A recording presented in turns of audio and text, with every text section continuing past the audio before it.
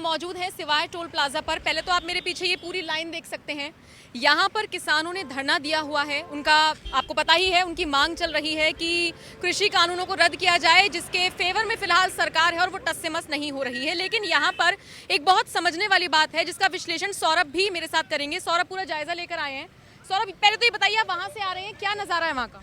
Toll plaza के अगर दूसरे साइड की बात करें तो लगभग 2 किलोमीटर तक गाड़ियों की कतार दिख रही है।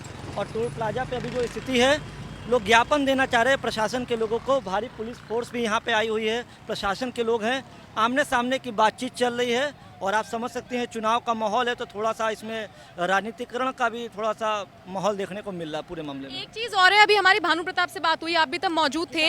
ऐसा लग रहा है, हाँ भानुगुट, ऐसा लग रहा है सौरभ, जैसे किसान आंदोलन के नाम पे अब राजनीति हो रही है। भानु प्रताप को आपने भी सुना, हमने आपको बाइट सुनाई, एक बार फिर से सुनवा देते हैं। भानु प्रताप कह रहे हैं कि हम संशोधन करवाएंगे, हम रद्द नहीं करवाना चाहते हैं, हम संशोधन कराएंगे, हम असली किसानों के साथ धरना दे रहे हैं। और वही राकेश टिकैत क्या कह रहे हैं?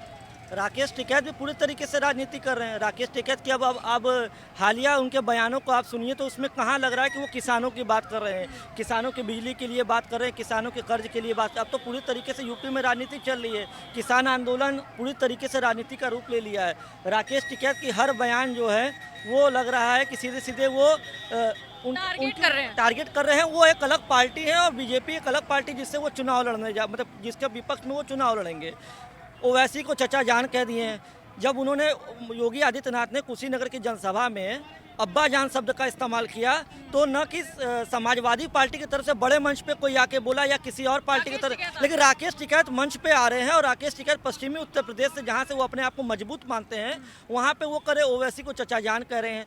तो उनका कोई भी बयान अगर हाल के दिनों में देखें तो वो पूरी तरीके से यूपी विधानसभा चुनाव को देखते हुए दिया जा रहा है। अब देखिए, एक चीज और है, किसानों के मुद्दे अब कहीं ना कहीं पीछे छूटते जा रहे हैं, राजनीति लग रही है। भानु प्रताप को हमने सुना, क्या बोले वो? उन्होंने ये कहा कि क्या राकेश टिकैत किसान है?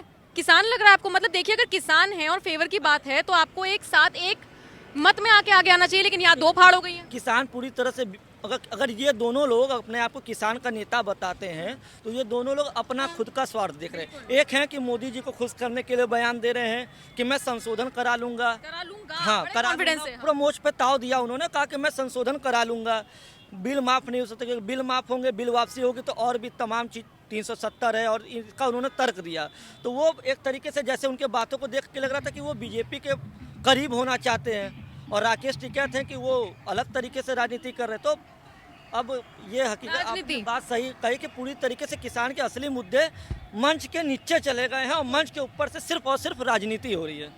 बिल्कुल, तो दोनों पक्षों को आपने सुना, अब आप खुद ही फैसला लीजिए कि क्या चल रहा है और क्या समझने की जरूरत है। किसान नेता क्या कर रहे हैं, किसान क्या कर रहे हैं? क्योंकि कुछ किसानों से हमारी बात हुई, वो कह रहे हैं जी सब ठीक है, कोई दिक्कत नहीं। हम लोगों ने बात किया मेरठ के भीतरी इलाकों में घुस के, और तमाम जो किसान हैं वो कह रहे हैं कि अगर उनके हिसाब से जो हम लोग गांव में लोगों से मिले, उनके हिसाब से तो दिल्ली के गाजीपुर बॉर्डर पे जो किसान धरना दे रहे हैं वो किराए के लोग हैं।